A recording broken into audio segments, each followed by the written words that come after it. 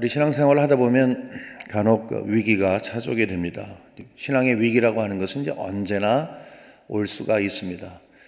만일에 신앙의 위기가 계속된다면 굉장히 힘들 테지만 신앙생활을 잘하고 있다가 우리도 모르게 갑작스럽게 위기가 오기 때문에 준비되지 않은 상황 속에서 그 위기를 당해서 더 어려운 것입니다. 우리는 머릿속에 알고 있어요. 신앙생활은 절대로 녹록하지 않습니다. 힘들어요. 신앙생활이라고 하는 그 자체가 엄청 힘든 것이지만 이 신앙의 위기가 찾아오게 되면은 일단은 근원을 잘 몰라요. 근데 크게 보게 되면 성경은 우리들에게 세 가지를 이야기하고 있죠. 하나님께서 우리에게 시험하신다, 테스트를 하신다. 욥의 경우가 바로 그런 것이죠. 신앙이 제대로 박혀 있는가, 하나님이 더 든든하게 연단된 신앙을 갖기 위해서 어려움을 주실 때가 있습니다. 또 그런가 하면 원수 마귀가 주는 유혹이 있죠. 앞에 거를 테스트라고 하면 이것은 템테이션이에요. 예수님도 유혹을 받으셨으면 우리야 뭐 연약한 우리 사실 마귀의 밥이죠. 하나님의 은혜 아니고서는 우리 다 넘어질 수밖에 없는 사람들이에요. 근데 하나님의 은혜 때문에 그냥 우리는 이렇게 버텨가고 있을 뿐입니다. 이런 식으로 하나님께서 우리를 테스트를 할 때도 힘들고 우리가 봤을 때는 신앙의 위기가 오는 것이고 원수 마귀가 우리를 흔들어 놓을 때에도 사실 어디서부터 온지를 몰라서 그렇지 우리는 위기감을 느끼게 됩니다. 또 세 번째 것은 우리가 신앙적으로 실족하게 되어서 어려움을 겪을 때도 있습니다. 근데 우리는 내가 잘못했는데도 혹시 하나님이 나를 시험하시는가, 원수 마귀가 나를 시험하고 있구나, 이런 식으로 착각을 합니다. 무슨 말인가 하면은 힘들 때는 그냥 힘든 거예요. 거기에서 근원을 따지고 왜 그런지, 무엇이 동기인지 그것은 너무 사치스러운 것이라 생각을 합니다. 우리 신앙생활을 하면서 너무 많이 넘어지는 것이 사실이에요. 근데 그런가 하면은 어떤 때는요, 남들이 볼 때에는 참 놀랄 정도로 생각보다 잘 견딜 때가 있어요. 힘들고 어려운데 흔들리지 않고 잘 견딜 때가 있어요. 그것도 굉장히 신기한 얘기죠. 우리 모두는 성도들은 한 사람도 빠짐없이 아마 그런 생각을 갖고 있을 거예요. 소원이죠. 단순히 생각이 아니라 어떤 환경이든지 신앙이 나에게 잘 예수 안에 뿌리 박혀서 견고해서 흔들리지 않았으면 좋겠다. 저도 소원하고 아마 여러분들도 소원하실 것입니다. 그거 원치 않는 사람 아무도 없을 거예요. 문제는 어떻게 하면 그렇게 될 수 있을까? 우리는 성경으로부터 많은 해답을 받지만 우리는 그만큼 살지 못하기 때문에 오늘도 또 말씀을 우리에게 주세요. 이건 많이 길은 아니지만 우리가 견고해서 흔들리지 않는 성도로 살아가기 위해서는 그 어떤 무엇이 있는데 오늘 본문 말씀을 통해서 우리들이 그것을 제공받습니다. 거기는 잘 알려진 비밀이 있다는 거예요. 저 성도님들은 너무너무 참 어려우면 어떻게 저렇게 극복하고 흔들리지 않지? 그 비밀을 붙잡고 있는 거예요. 근데 그 비밀이 더 이상 비밀이 아니에요. 우리 모두에게 다 공개가 된 거예요. 근데 그것을 우리가 함께 붙잡았으면 좋겠습니다. 지난주에는 저희들이 이제 왕초보 성도 스테반, 이 제목이 조금 촌스러웠어요. 제가 이거를 그냥 둬야 될까 하다가 그냥 두었는데 지나고 나서 좀 후회했어요. 초보면 초보고 그냥 새신자면 새신자지 왕초보는 또 뭐야. 근데 제가 성경을 읽어 내려갔는데 정말 스테반은 정말 왕초보였어요. 왕초보 성도. 예수 믿은 지가 얼마 안 됐어요. 정말. 그런데 예수 믿은 연륜이 길다고 신앙이 이만큼 자라있고 짧으면 요만한 게 아닌 것을 좀 강조하기 위해서 왕초보이지만 초대교회 제일 처음에 순교의 아름다운 모습을 보였고 그 순교는 내 목숨보다 예수님이 더 귀합니다. 나 자신보다 복음이 더 귀합니다. 이 정도면은 정말 최고의 신앙인 아닙니까? 그 정도가 됐기 때문에 비록 시작을 할 때는 왕초보처럼 보이지만 그 깊은 곳에 하나님께서 그를 성령 충만하게 하셔서 그를 그되게 하셨다. 그도 그럴 것이 이 6장에 보면은요, 스데반을 5가지로 설명을 하고 있어요. 스데반에 대해서 성령이 충만했다, 지혜가 충만했다, 믿음이 충만했다, 은혜가 충만했다, 능력이 충만했다. 이 5가지를 이야기하고 있어요. 그 중에 하나만 있어도 참 좋을 텐데 어쩌면 그렇게 그는 대단한 사람이었는가. 지난주에 우리가 해법을 찾으면서 성령 충만이 출발점이고 성령 충만한 가운데 다른 모든 것들을 얻어갔다. 그래서 우리는 다 다른 거 얻기 위해서 노력을 하는 것도 우리의 수고이지만 성령 충만해서 주께 붙잡히게 될 때에 믿음도 지혜도 능력도 은혜도 우리에게 충만하게 된다. 여기에 우리가 해법을 한번 받았습니다. 근데 그러한 스데반이 말씀을 증거하다가 잡혔어요. 우리가 그래서 지난번에 스데반이 잡힌 것까지 이렇게 얘기를 했습니다. 근데 위기가 찾아온 거예요. 스데반으로서는 상당히 개인적인 위기가 찾아온 거예요. 지금 복음을 막 전할 때는 얼마나 기뻤겠어요. 하나님이 나에게 기회를 주셨습니다.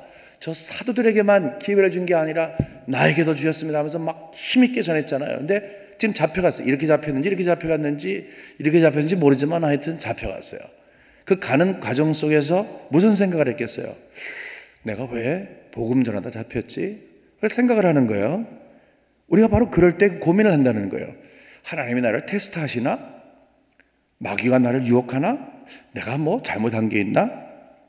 아무리 그래도 힘든 거는 힘든 상황이에요. 지금 여기서 어쨌든 신앙의 위기가 찾아온 것입니다. 그 쓴 곳이 산헤드린이라고 이야기를 했죠. 지난번에 말씀드린 것처럼 산헤드린은 이 유대인들에게 가장 최고의 의결기관이에요. 거기에서 사형 그러면 그냥 사형해요. 아무도 그거를 번복할 수가 없습니다. 그냥 사형하면 사형. 예수님이 그래서 거기서 결국은 돌아가시게 된 거 여러분 아실 것입니다. 근데 예수님을 그렇게 처치를 했는데 예수를 따르는 자들이 자꾸 예수 이야기하니까 산헤드린은 정말 그러고 싶었어요. 근데 여러분 아시다시피 2번 실패했어요. 한 번은 나면서부터 이 걷지 못하는 자가 이렇게 하니까 너희를 왜 그랬어? 그런데 증인이 옆에 있으니까 할 수 없어서 보냈어요. 2번째도 또 한 번 잡으려고 했는데 가말리엘이라고 하는 아주 어르신이 야 그게 아니라 잘 알아보고 해야 된다 이렇게 해서 실패했어요. 그러니까 아마 산헤드린 사람들이 아마 이를 버럭버럭 갈고서 눈총을 이 스데반을 향해서 쏘고 있었던 것 같습니다. 이게 1절에 보면 7장 1절에 보면 대제사장이 이르되 이것이 사실이냐. 영어로 보면요 이게 굉장히 간단하게 됐어요. Are these charges true? 이 한마디가 굉장히 무게가 있는 겁니다. 딱 본 다음에 이거 사실이냐? 아주 무게가 퍽 있어 보이지 않으세요? 지금 여기 살벌한 곳입니다.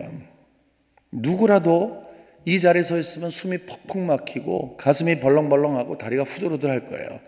말하려고 준비해 갔어도 아마 다 까맣게 잊어버릴 그럴 장소예요. 그런데도 놀라운 것은 스데반은 잔잔하게 자기가 할 말을 합니다.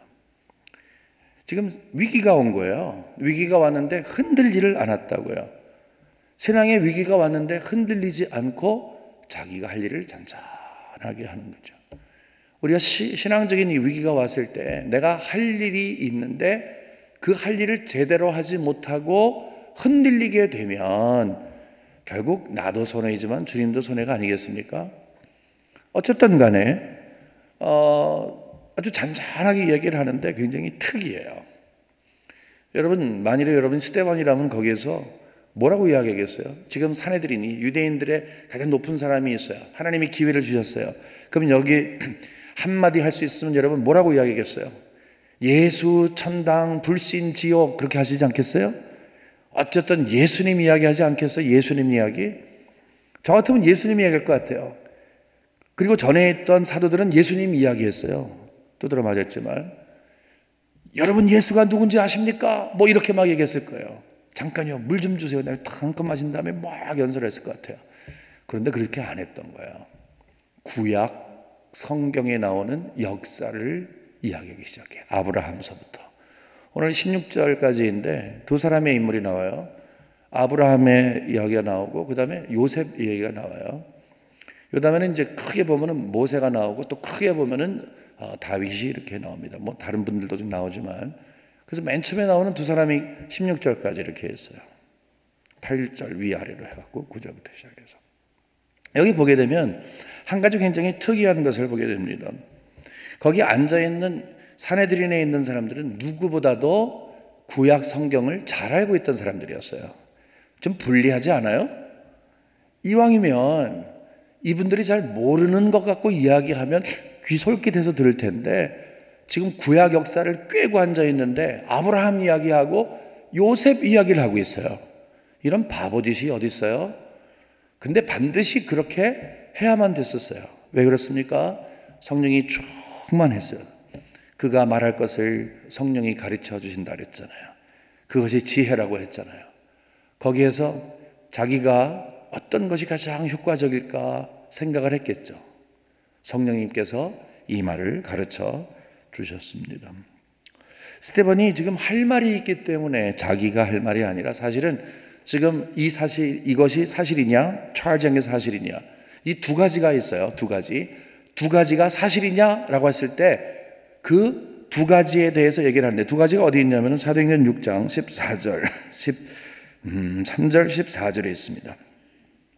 여기 보면 13절에 거짓 증인들을 세우니 이르되 이 사람이 이 거룩한 곳과 율법을 거슬러 말하기를 맞이하니. 이게 두 가지예요. 하나는 이 거룩한 곳, 거룩한 곳은 성전을 이야기하는 거예요.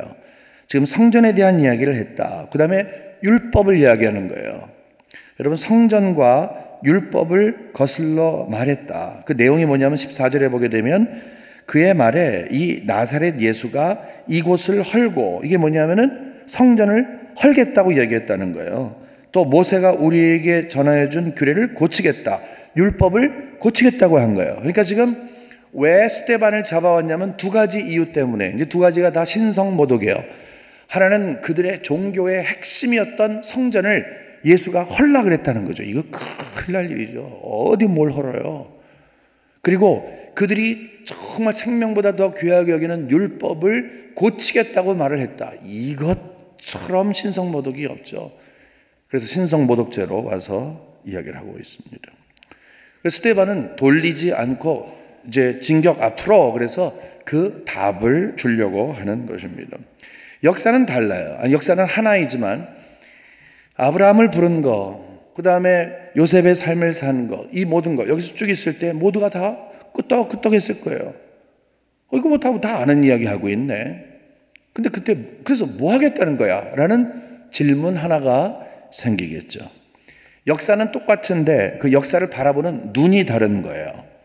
이스라엘 백성들이 역사를 바라볼 때는 자기네들은 성전 중심으로 선민 사상으로 살았다는 거죠. 모든 사람들은 다 성전 중심으로 있었어요. 왜냐하면 거기에 하나님이 계신 곳이니까. 그리고 그들은 율법 중심으로 살았어요. 왜냐? 이것은 하나님이 주신 것이니까. 그들의 영적인 생활은 성전과 율법이에요.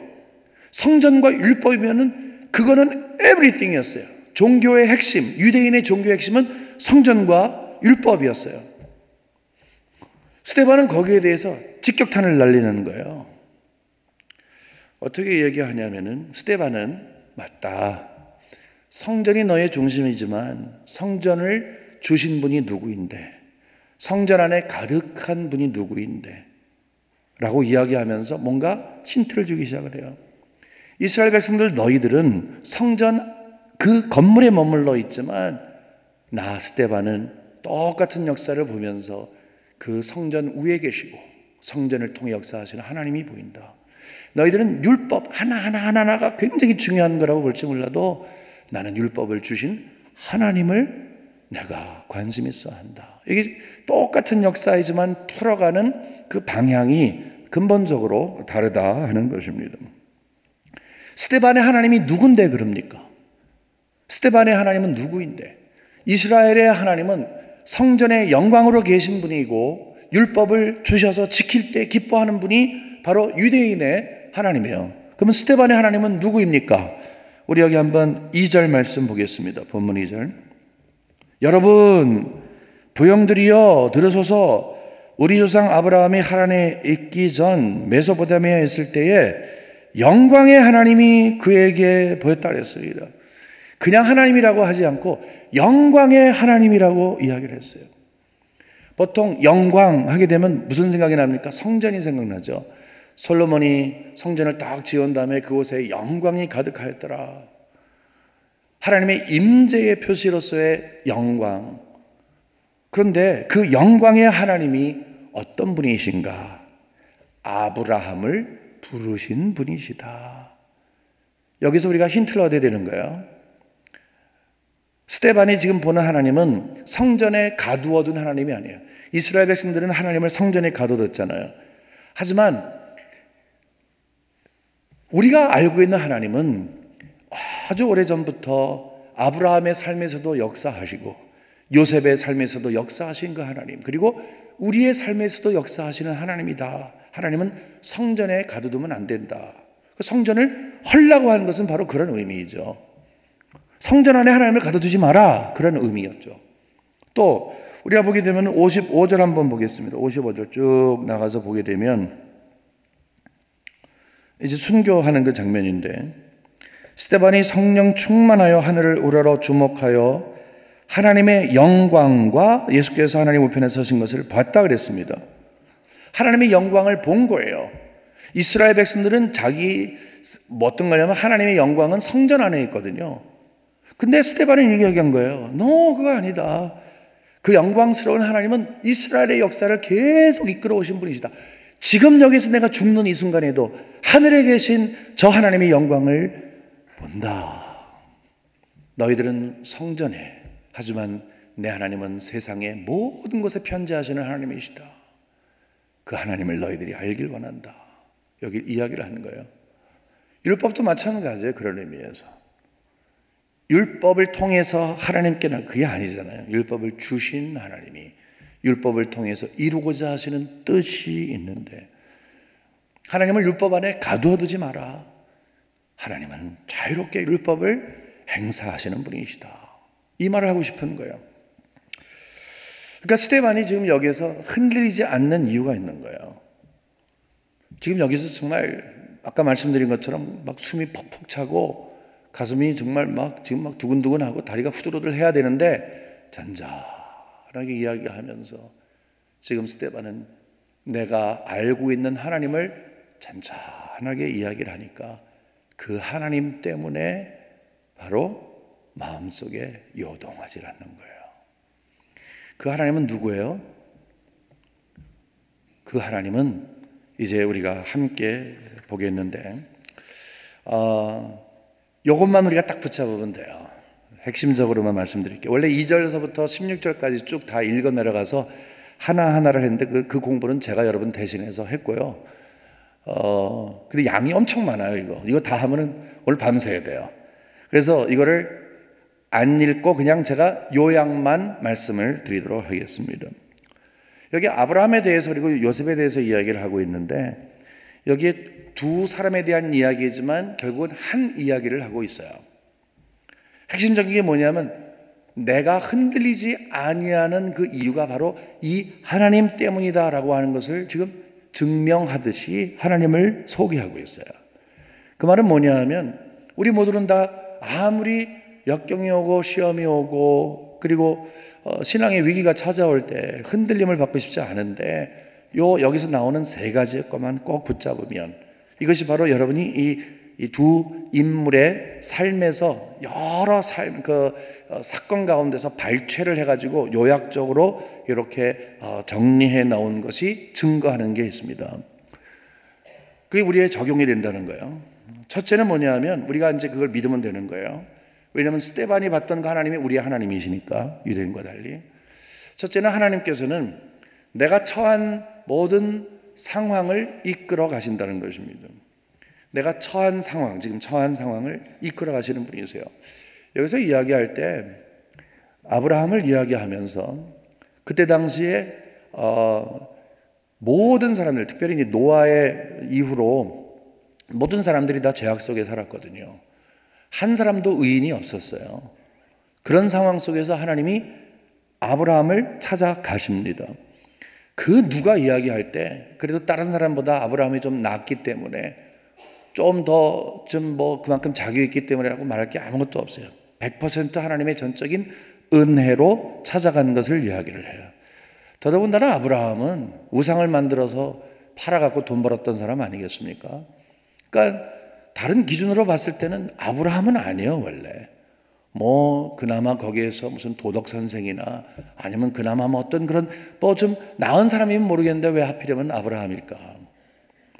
그뿐만이 아니라 여러분 잘 아시는 것처럼 아브라함은요, 최종적으로 목적지에 다다를 때까지 순간순간 보게 되면 금방 아브라함의 역사가 끝날 것 같은 일들이 엄청나게 많았어요. 그런 일들이 보통 많은 게 아니었어요. 그러나 아브라함은 우리가 아는 아브라함이 된 것이죠. 그러니까 아브라함의 삶을 보게 되면 한 단어밖에 생각이 안 나요. 은혜예요. 하나님의 은혜. 그냥 은혜예요. 떠나라 하니까 떠났는데 글쎄 하나님께서 그것을 책임져 주신다는 거예요. 그러니까 아브라함을 아무리 봐도 이 상황이 어떻게 될까?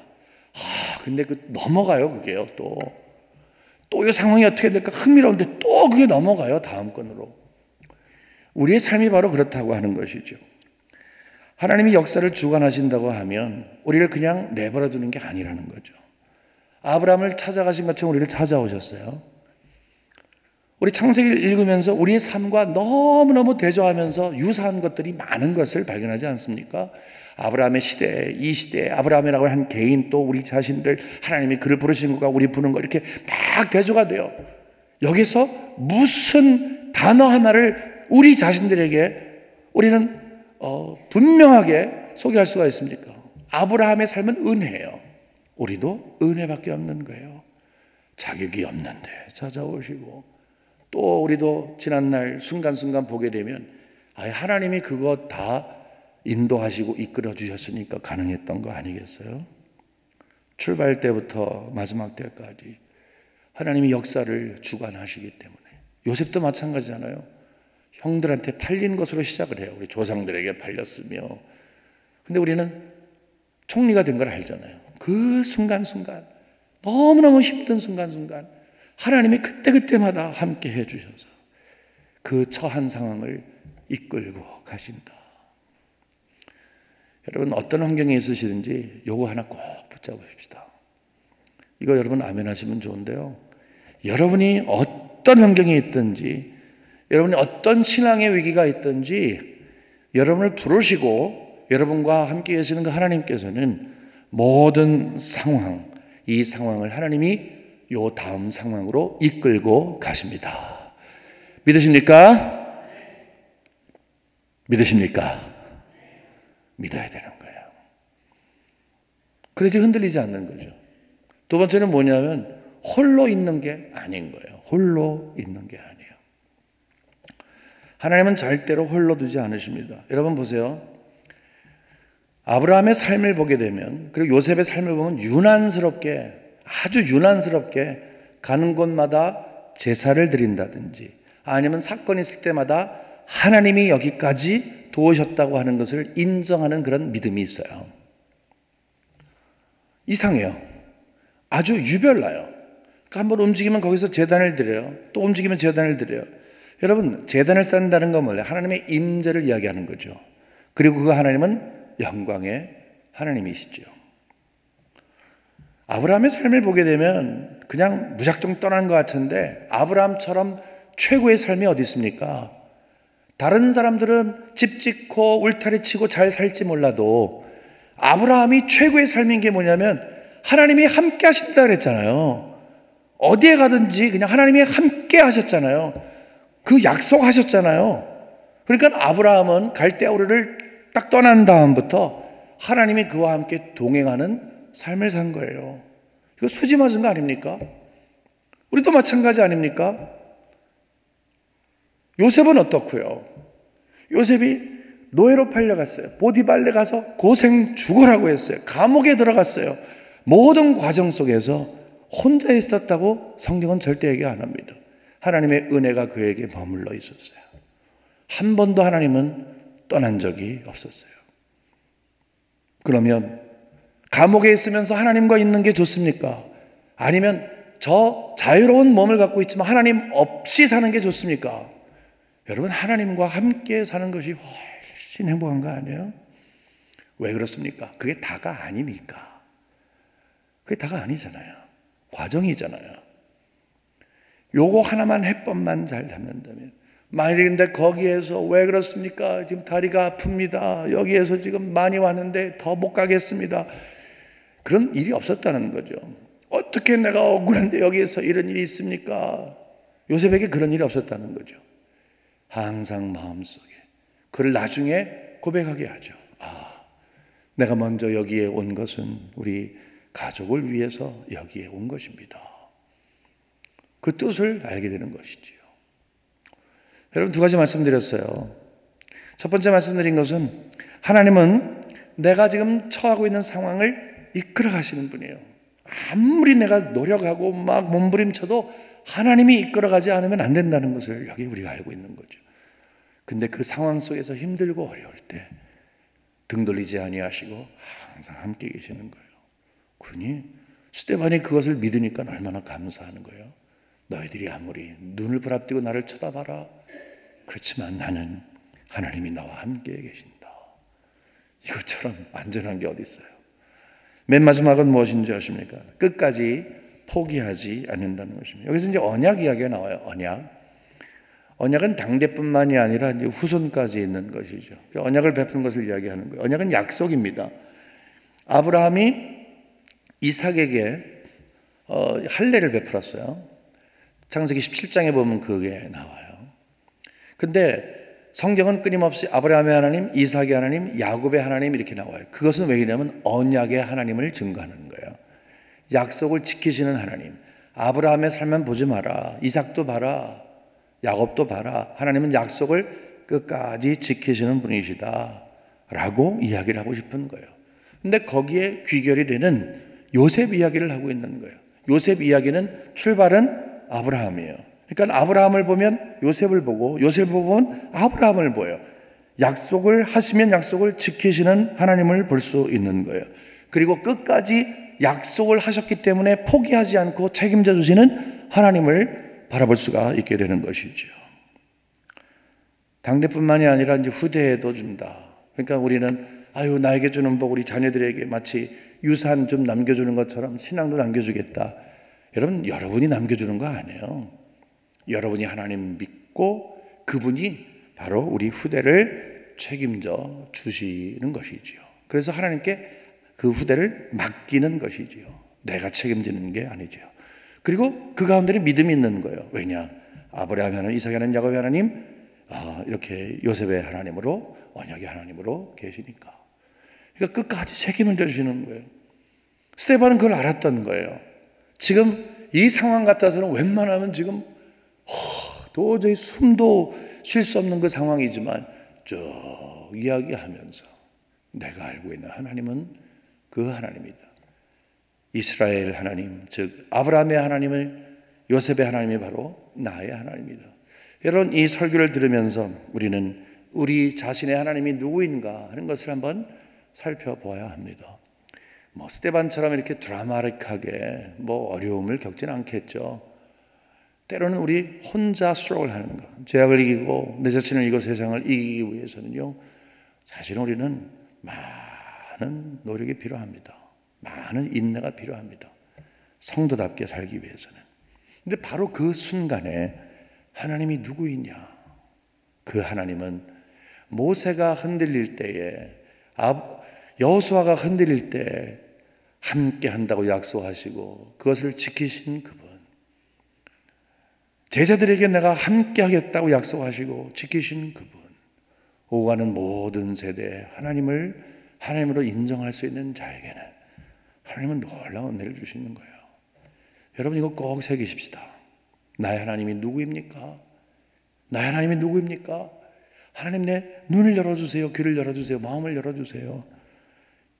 내가 어떤 이유든지 신앙의 위기가 찾아서 흔들려고 할 때, 나 혼자 설 수 없을 때 하나님은 언제든지 모든 상황 속에서 나를 이끌어 가시는 분이시고 나와 항상 함께 계시는 분이시고 끝까지 책임져 주시는 분이신 것을 내가 믿습니다. 바로 이것 때문에 그 하나님을 믿는 믿음 가운데 성령께서 여러분의 마음을 주장하여 주셔서 확신을 가지시고 어떤 환경이든지 예수 떠나지 아니하고 항상 예수께 의지하고 그곳에서 아름다운 하나님의 자녀답게 우뚝 서시기를 주님의 이름으로 간절히 축원합니다.